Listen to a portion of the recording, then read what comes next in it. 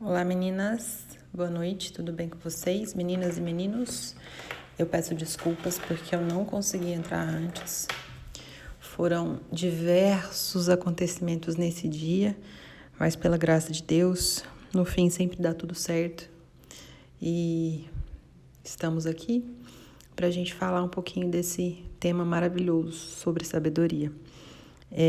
Eu sempre vou fazer o que eu puder para cumprir com o meu combinado. Então, se porventura algum dia acontecer de eu não entrar, é porque aconteceu alguma coisa que me impediu de entrar, mas eu vou repor, tá bom? Podem ficar tranquilas com relação a isso. Bom, vamos lá para a sabedoria do nosso capítulo 8. Ele deu uma mudadinha agora, ele não está falando tanto mais sobre a questão do adultério, né? E ele faz um chamado à sabedoria mesmo. Ele traz alguns conselhos mais práticos para a gente poder exercer essa sabedoria, na verdade, para a gente buscar, né? A sabedoria a gente busca e depois a gente pratica, né? Deus concede, oferta para nós e a gente pratica. Bom, então aqui ele sempre nos alertando, nos chamando de filhinhos, filhos meus, atentem ao chamado, a sabedoria vale mais do que ouro e prata, prefiro a minha instrução e o conhecimento melhor que o ouro puro, melhor do que a prata, é mais preciosa do que qualquer pedra de rubi. E de fato, quando a gente abre a palavra de Deus, a gente vai aprender que o que Deus quer ensinar para nós é aquilo que vai nos guiar pelo caminho de vida, pelo caminho de paz, né? E ele diz aqui, ó, minha boca fala a verdade, pois a maldade causa repulsa aos meus lábios. Todas as minhas palavras são justas, nenhuma delas é distorcida ou perversa. Esse Deus que te criou é o mesmo Deus que quer te guiar pelo caminho do bem. É o mesmo Deus que te criou para ser feliz. As pessoas, às vezes, elas têm uma atitude como aquelas pessoas da época de Jesus tinham. Elas achavam, muitas vezes, que Jesus tinha vindo para estabelecer um reino terrestre, para ser um rei em meio àquelas pessoas, na questão terrestre mesmo, de estabelecer um reino propriamente dito. Mas não. Jesus ele veio para nos dar um reino celestial. E muitas vezes as pessoas acreditam que prosperidade está relacionada diretamente ao que a gente tem de aquisição financeira neste mundo. Queridos, prosperar significa você crescer, você adquirir, e nem sempre vai ser adquirir coisas materiais. Deus, ele quer que você prospere na sua vida espiritual. Ele quer que você adquira conhecimento, ele quer que você adquira sabedoria. E isso ele tem para te oferecer em abundância. A gente tem que ter esse discernimento quando a gente vai ler a palavra de Deus. Tudo que Deus promete, ele diz primeiramente em relação ao reino celestial.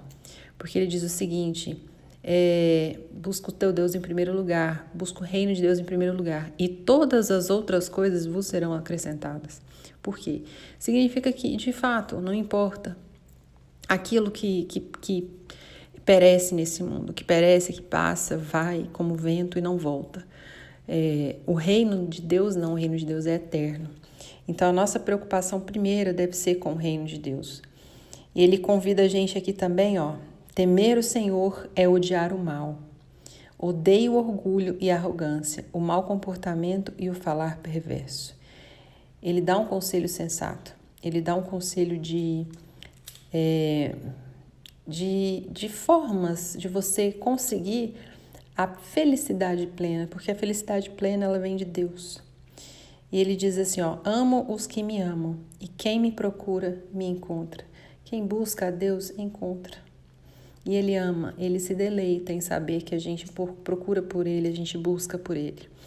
A partir do versículo 22, eu percebi, não sei se alguém que tenha lido já tenha percebido isso, é como se a sabedoria estivesse falando dela mesma, né? Ela dá uma esclarecida sobre o ponto de vista dela. E é bem interessante porque ela diz assim, ó, o Senhor me criou com o princípio de seu caminho antes das suas obras mais antigas. Fui formulada desde a eternidade, desde o princípio, antes de existir a terra.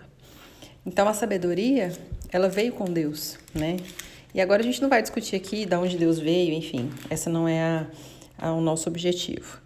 E ela ainda descreve assim, ó, ele ainda nem havia feito a terra, nem os campos, nem o pó com o qual formou o mundo. E a sabedoria já existia, né? Eu já existia, assim diz a sabedoria.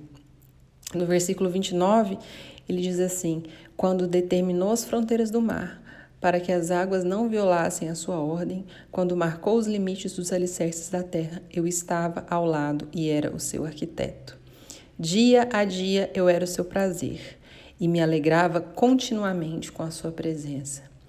A sabedoria, ela se deleitava na presença de Deus. Um complementa o outro, um está dentro do outro, né? Um faz parte do outro.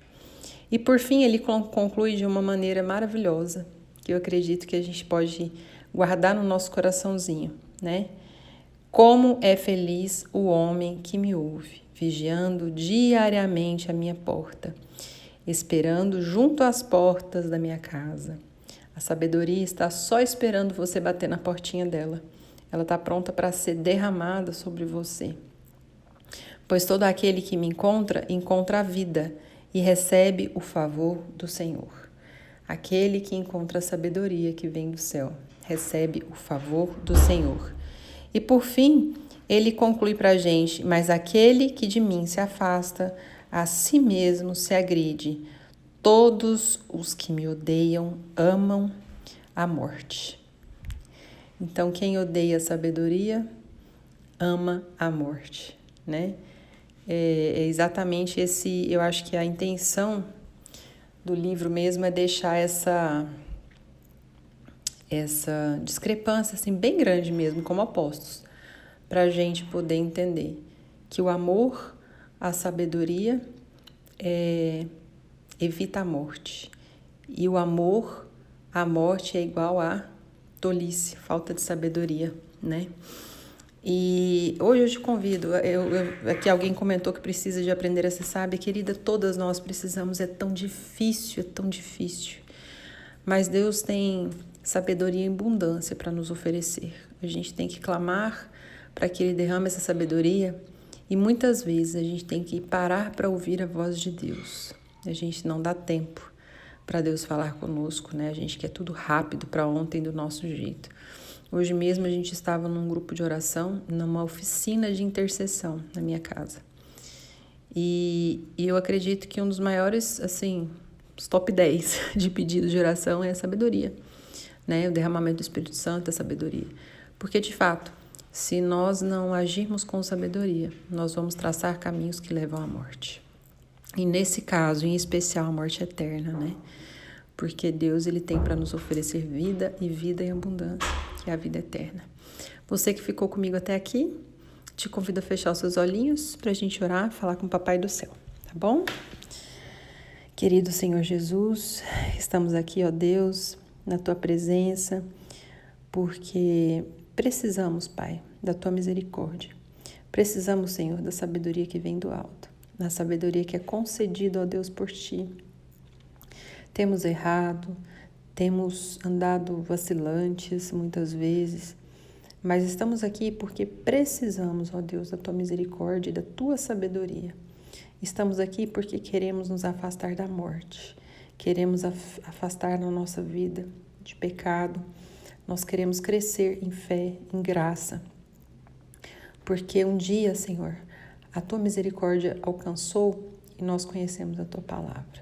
E neste momento, ó Deus, nos prostramos diante de Ti, que o Senhor tenha piedade dos nossos dias, que o Senhor nos dê uma boa noite de descanso e que amanhã, Senhor, mais uma vez, tenhamos as nossas forças renovadas, as baterias recarregadas para enfrentarmos mais um dia e que amanhã, Senhor, seja um dia de sabedoria segundo a Sua vontade, em nome de Jesus. Amém.